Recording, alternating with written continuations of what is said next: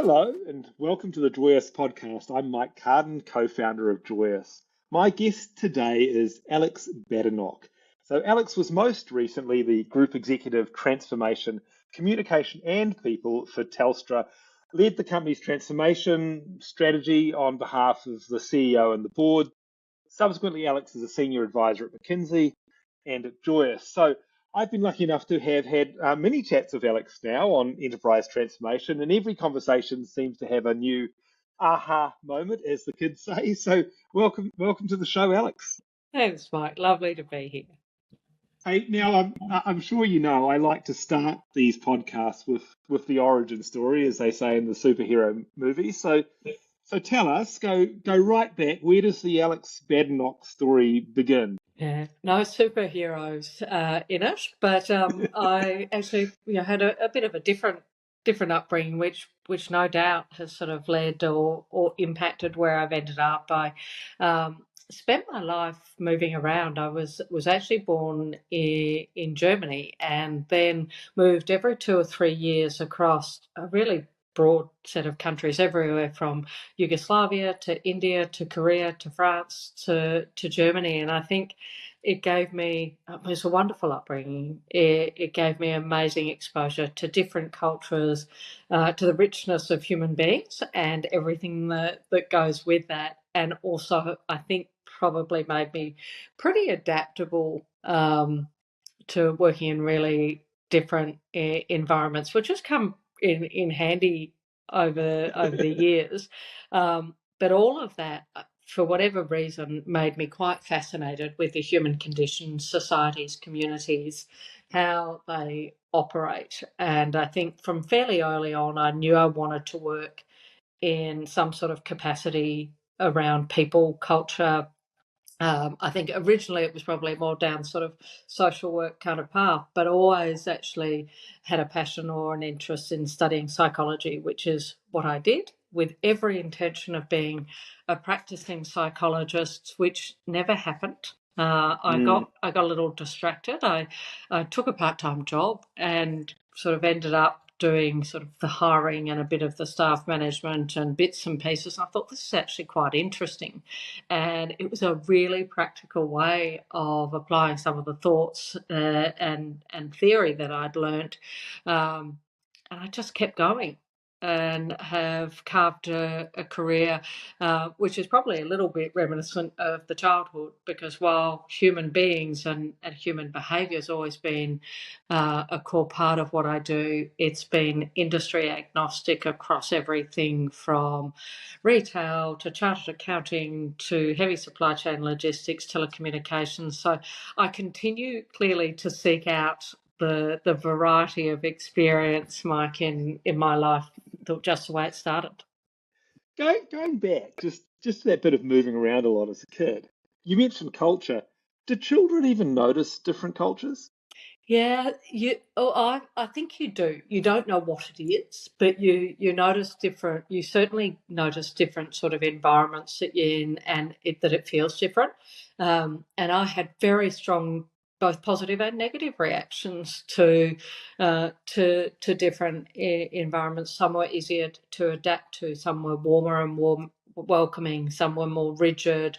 Some were more threatening. And I think you actually become very attuned to it, but what it does is it wires you to adjust and adapt. So it sort of creates this inbuilt agility to pick up cues very quickly and to adapt your style, your approach, what you're doing to that environment.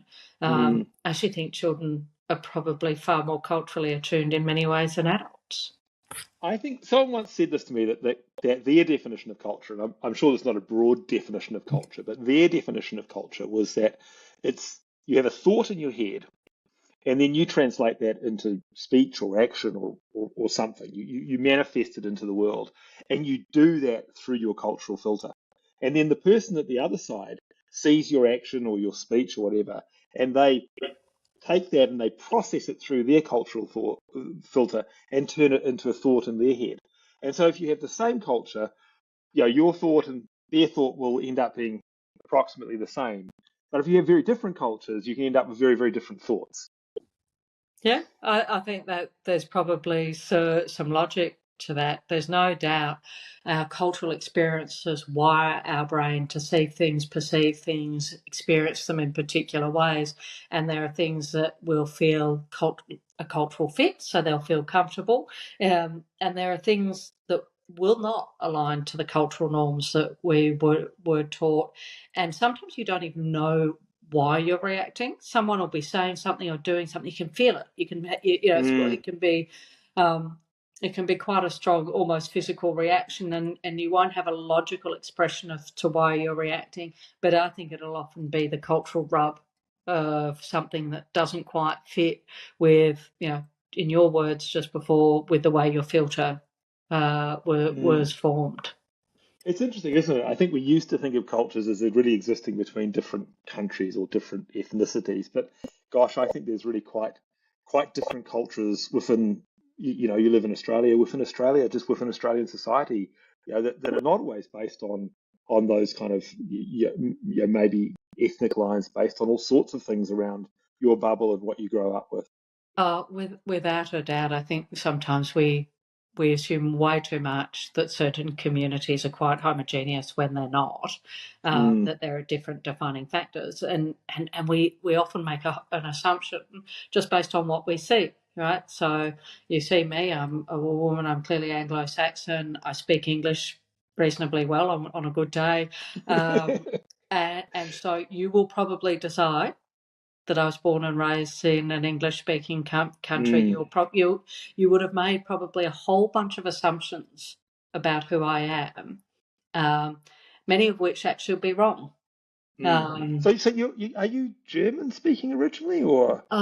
Well, my parents were Australian, so I've always Right. spoken English, but my first language for reading and writing was French. And I had to learn to read and write English later. So one of the huge godsends for me was the creation of the spell check, because it has certainly improved my written capability over the years. What did your parents do, just by the way, that you kind of just kept moving around? Yeah, so my father was a trade commissioner, and so it just meant different postings, usually about every 2 to 3 years. And eventually he got a posting to Australia. That's how I got back here. Right. Yeah. Does that mean you get to go through that quick queue in customs, the diplomatic queue, right? always There were covered in that. upsides. So. There were upsides, Mike. Yeah, a few downsides. Yeah. Hey, so you kind of studied psychology. You ended up in lots of industries, including some of those big heavy workforce kind of industries. How did you land at Telstra? Talk us through that, because that sort of seems to be the part of your career you're most well known for. Yeah. Look, I'd love to tell you it was some brilliant plan that I manoeuvred to, but I was actually the first. Because I've done 2 rounds of service with Telstra, and the first time I joined, I was actually working for Novell at the time, an IT company based out of the US looking after Asia Pacific. And I have to say, I was not finding it the most exciting experience that I'd ever taken on.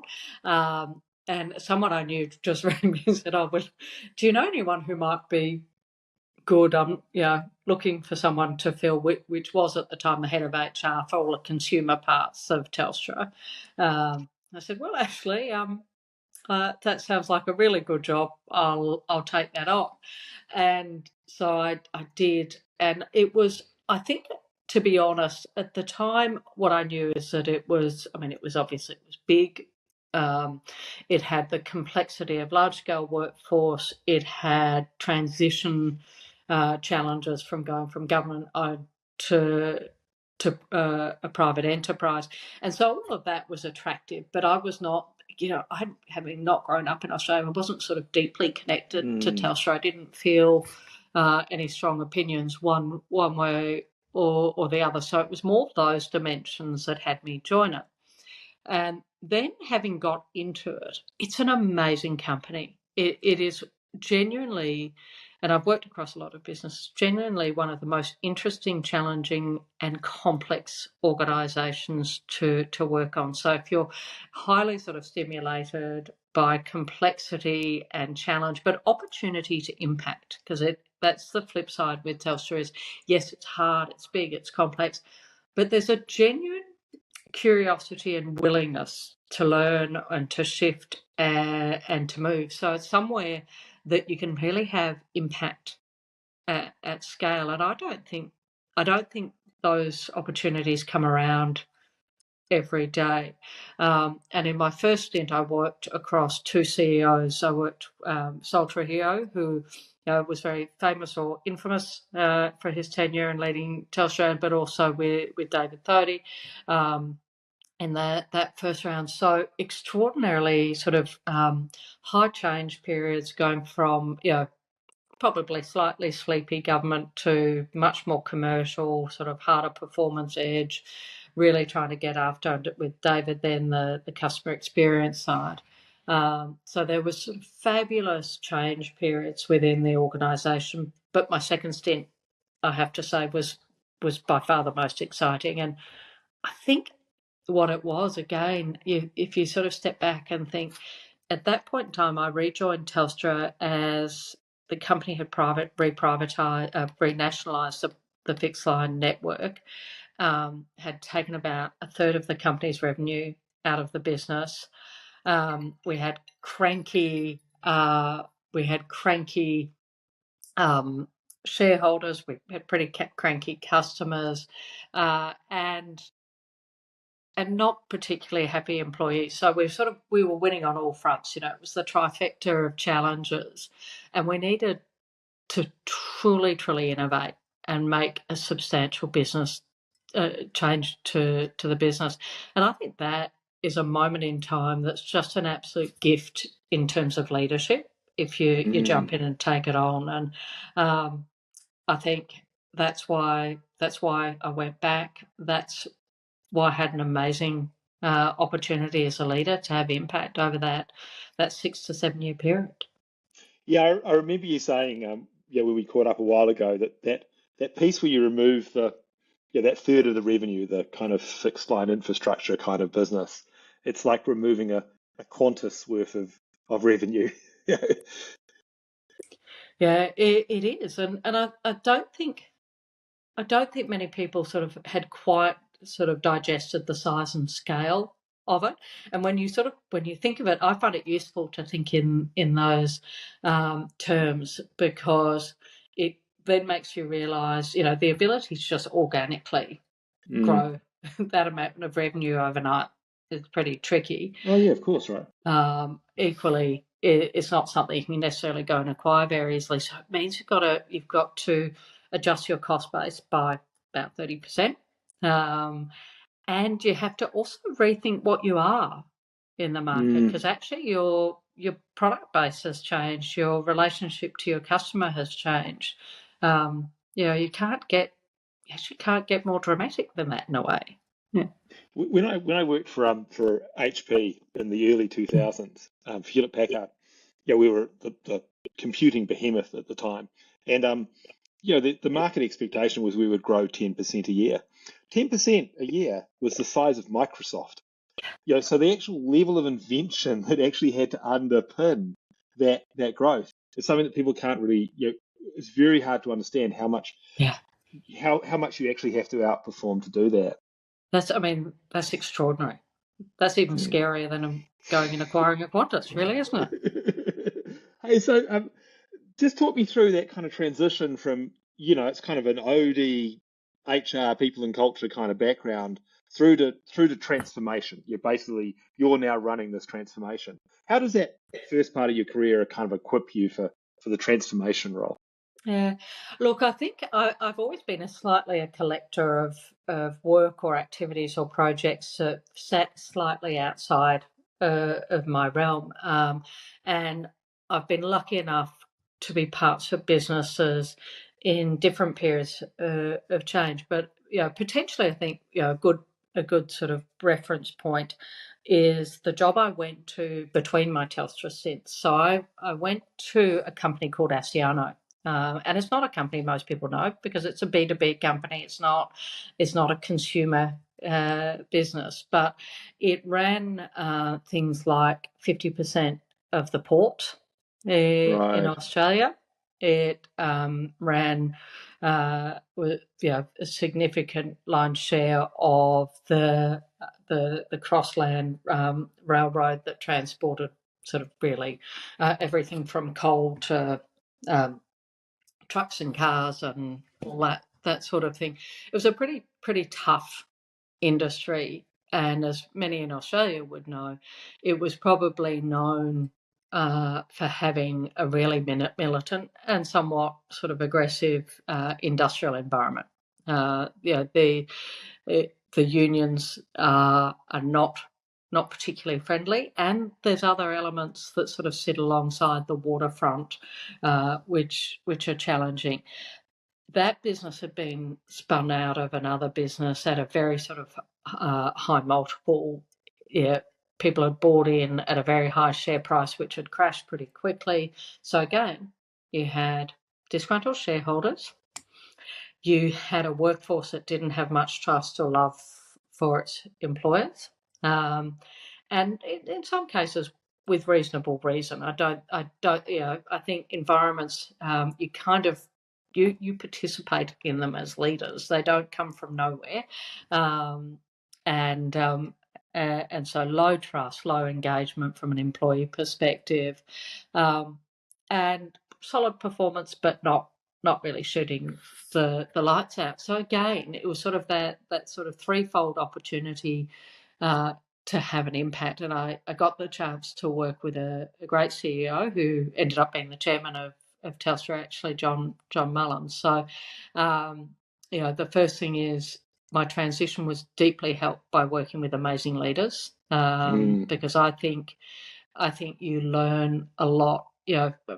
I was, someone like John is super humble but amazingly smart. His ability to work through what are actually the big opportunities, what are going to be the things that make the difference, but do it in a way that he builds amazing stakeholder relationships at all levels. I do think I had got the opportunity to learn from him, but I equally got the opportunity to be in a really tough environment that tried pretty hard to reject me, tried pretty hard to reject the change we were trying to drive.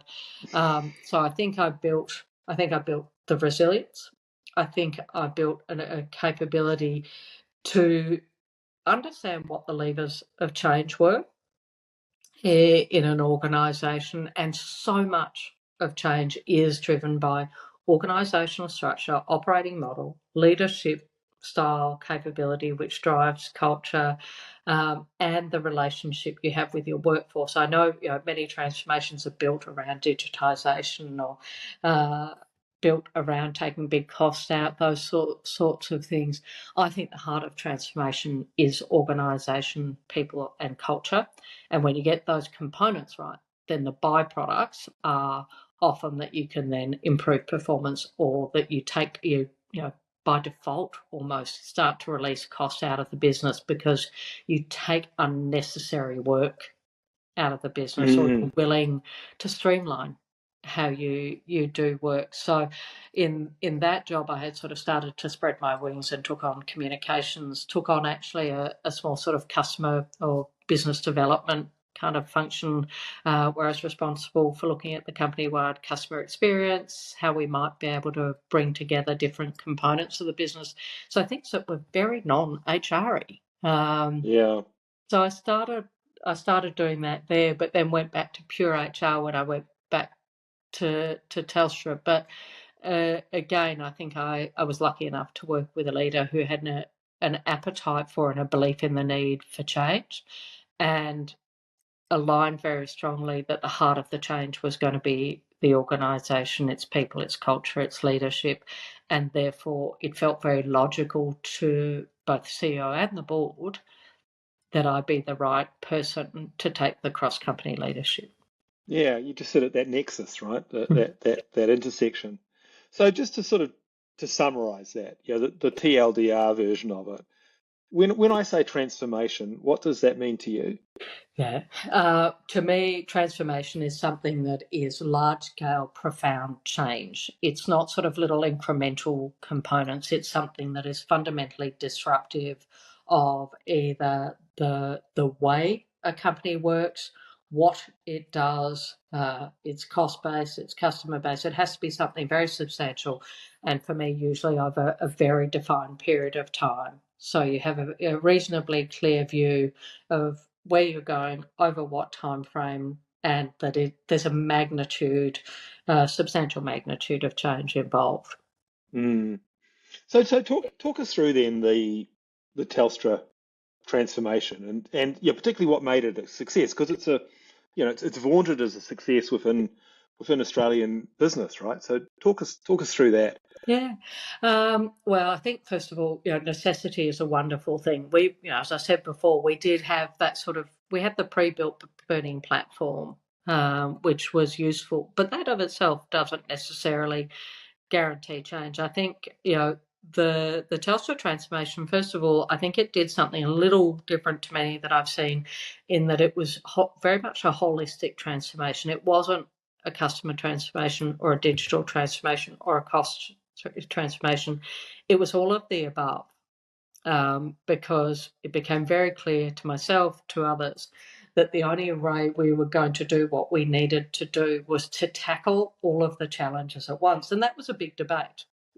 People said, but couldn't we do it sequentially and reduce the risk? But the problem was that you actually had a defined time frame for change, but also by doing things together, you actually really create significant disruption to unlock the opportunity for change. We did talk about actually the fact that we needed to discombobulate the organisation so that it didn't have that ability to anchor back down and keep doing what it's always done. Because we started off talking about culture. Companies have really strong cultures, and they're super good at actually hanging on to those and resisting change. So doing everything and doing it at pace and doing it with sizable ambition was important. So it spread across doing everything from looking at customer experience, our products, our services, how we offered those, the structure of our business, separation of some consumer business versus our infrastructure business, massive change to the way we worked, our operating model. We moved to what we talked about as at scale agile for about 20,000 employees, which was huge cultural change. And then, cost was definitely an output. It involved taking about $2.5 billion of cost out over the 4-year time frame of the transformation. So I think why it was successful to me, I think there are a couple of somewhat simple things, and they don't sound like much when you say them, Mike, but they kind of are.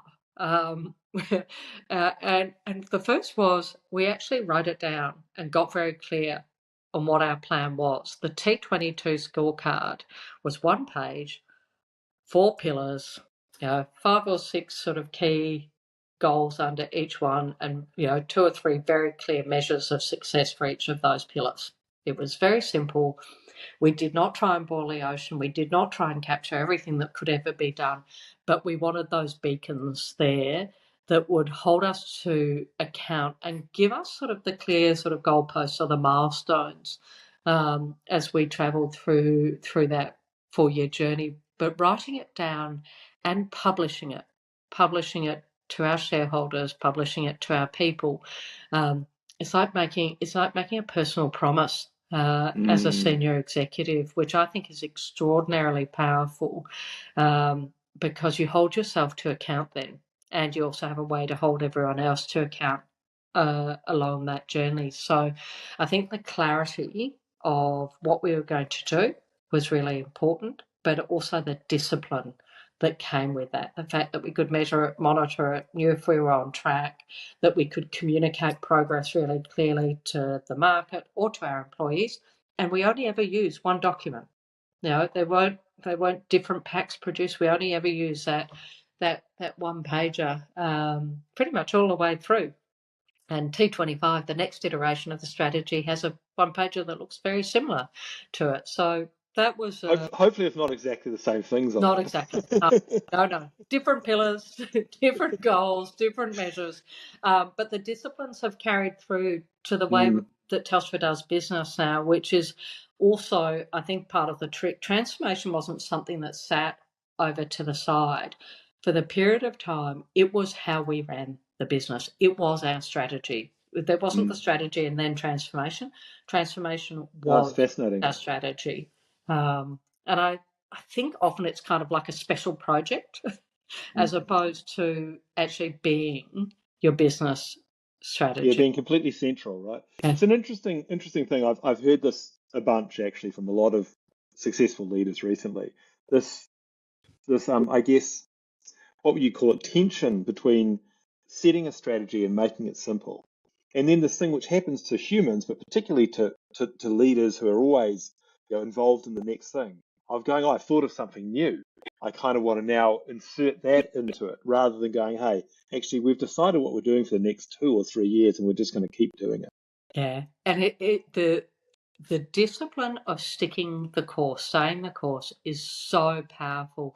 And you are spot on. And it happened a million times. I mean, there's always a new shiny thing, right? There's another thing that sounds fun or exciting or important.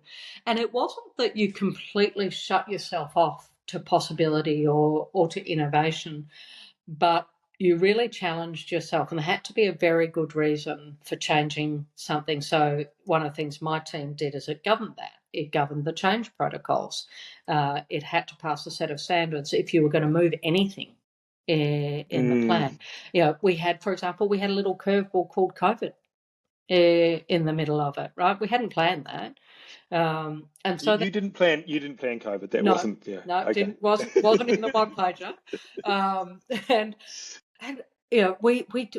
we sat back and said, okay, what does that mean? Does it mean anything needs to change about our plan? On the whole, it didn't. It meant some resequencing of certain things.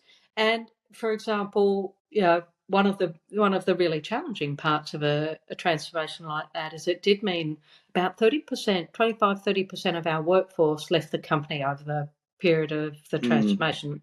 And in the heart of that COVID period, one of the things we actually sat back and went, people are doing it really tough right now, and the level of uncertainty in our company, let alone in our communities, was so high that one of the things we decided to was pause the workforce reduction. And that has consequences, has cost consequences, has a delayed cost out impact, all of those things. But it was the right thing to do. Now, we had to go and say to people, we're going to pause that, but on this date, it's got to start again, because what we didn't want to do is pause it for so long that it would actually just make the hurdle even higher of course, at the back end of the plan. So I do think discipline, staying the course, or, in the almost slightly sort of zealous way, is extraordinarily powerful. And it, when you're taking a company through a lot of change, I'm sure you've seen this, Mike.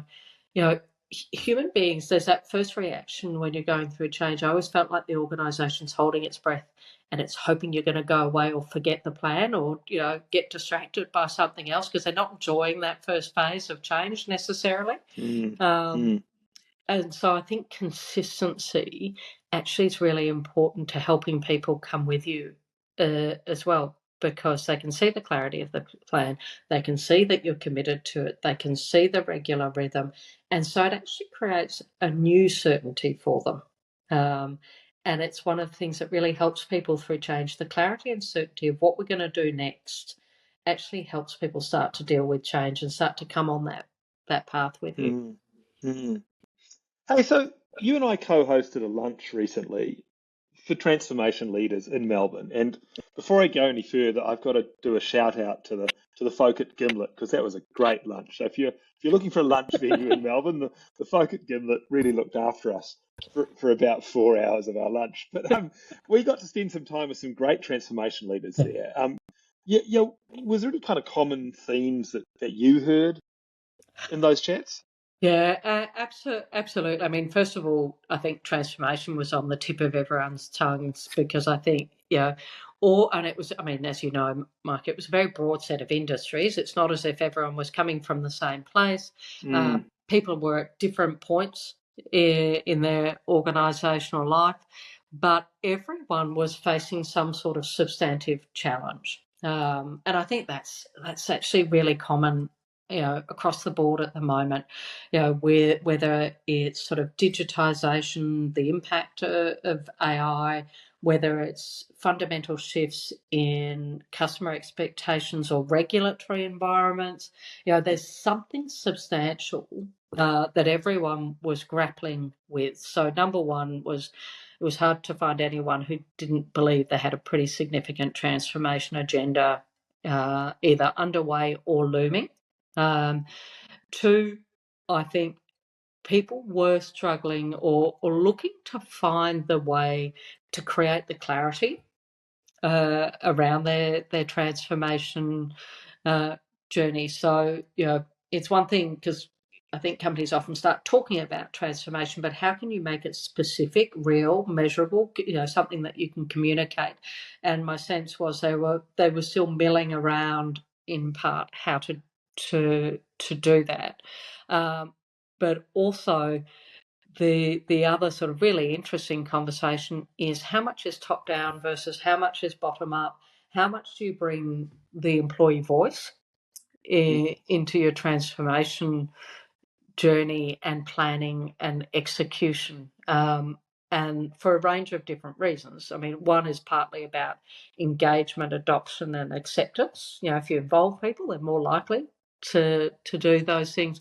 But also, certainly for me, and I know for a number of others in the conversation, actually your people are often the best source of innovation, and they are often the best source of knowing where the roadblocks are or the barriers are to change. So it can just be awfully wise to involve them in the planning. Yeah, it was interesting at that lunch. There was quite a few senior folk from healthcare, right? And obviously, transformation in healthcare, it's the background of healthcare at the moment is transformation, right? But it's interesting talking to some of those folk that at the top level of the organisation, lots of people were kind of moving around and different roles were being created, and there was talk of all sorts of different things. And so to those leaders, there was tons of transformation happening right down through middle management, whereas the field often, so in this case, nurses and non-clinical staff and so on, didn't really think there was a transformation going on at all. It's an interesting thing that to me. Yeah, which, I mean, I often think if your broader workforce doesn't feel anything's changing, you've got to wonder whether you can tick the box of it being a transformation. You asked about definition of transformation before. I mean, I would have thought it should be felt, because if it's substantial enough, it should be felt. I think the reality is most transformations in their design and their initiation are top down. I think that's just the nature of the beast. But I think there's a point in your planning or a point in your process where actually starting to bring far more bottom-up input becomes critical, one, to succeed, but also to make sure that the whole organisation is truly part of that change. Because if I change the top 3 layers but nothing else underneath, have I actually changed anything about how the company's working? And as important as senior executives are, I still tend to think that the majority of what's going on in business is happening in the bottom 3 layers as opposed to the top 3 layers. Yeah. So look, you're a Joyous advisor, right? And Joyous, of course, comes from a heritage of using employee feedback for continuous improvement. But how do you see Joyous being used in transformation? Yeah. Look, I mean, I think it's got a fabulous place to play. If I think about some of the work we did, one of the measures we used in our scorecard was looking at the health of the organisation, and specifically a question around how easy it was to get business done around here. For people who've worked in big companies, I'm sure that you have experienced a moment in time where it's pretty hard to get stuff done around the organisation because of bureaucracy, because of organisational layers, whatever the case may be. And one of the things we wanted to do in the way we changed the way the business worked was change that experience for employees. We wanted it to feel easier. We wanted it to feel lighter. And part of that is that's going to improve engagement and employee experience. But when things feel lighter and easier to get done, you're probably building greater agility and speed into your business and reducing cost. When things feel really hard, they're usually heavy and slow and costly. So we brought that in. So we did a measurement around it, and it sort of brought up a whole areas that we were doing well and areas that we weren't doing so well. But the only way to get under it for us at the time was pretty old-fashioned focus groups. Parts of my team trawling through all the stuff, pulling all the feedback together. We created sort of a top 10 list, and we published it, and we knocked that stuff off. And we hit our target in terms of improvement because we were listening to the pain points being experienced by the frontline. I think it was a really important thing to do. But I look at how we did it, and we did it in a very manual, very sort of people-heavy and time-consuming way, and hard to distill. And I think about the role a Joyous could have played in helping us with that is, it sits right at that heartland of, at the moment in time you want to bring your employee voice into transformation. It can help you do that really efficiently and effectively, Mike, is how I would think about it. Hey, so we started talking about human culture, really, I guess, or culture can only really be human, I guess. And on the Joyous Advisory Board call the other day, Gary Hamill was talking about transformation and about how you've got to kind of get the coalition for change has got to be able to outmuscle the coalition for the status quo. Yeah. And I'm just trying to get my head around this because a lot of people think that culture in a business, like your company culture, is kind of immutable. But in that transformation in Telstra, did you have to break the culture to an extent? Yeah, I think we did, and I think that was the toughness of the beginning, Mike, and it is, that's why it is top down initially, because we had to disrupt it so severely that you can then start to rebuild. And it doesn't mean you get rid of everything, because there are things in Telstra culture that I think are extraordinary. I mean, the loyalty is amazing. It is comprised of amazingly smart people. It has a true adoption of flexibility and working remotely that, to be honest, almost no company has got anything like it. So it's got lots of strengths.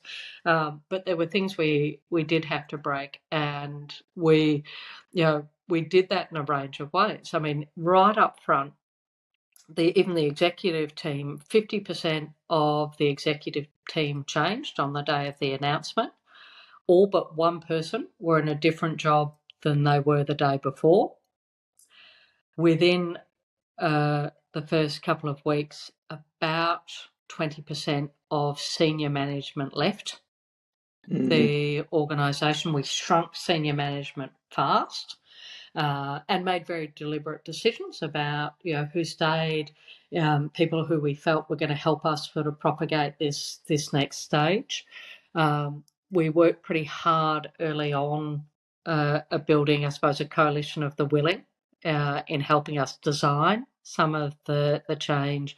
So you sort of built that initial sort of bow wave of energy around the change. But we rewired everything from how teams were structured, how the organisation was structured, how we did our planning, how we allocated funding. You know, my experience of most organisations is behaviour does follow the money to some extent. So how we allocated funding, how we planned our priorities, those were really important symbols of culture. And we went from a more closed culture where not the things were hidden, actually. I think it was more that people didn't think it was that important for people to know, to a quarterly planning process where all our objectives were transparently communicated and tracked and exposed to our entire workforce every single quarter. So high levels of transparency.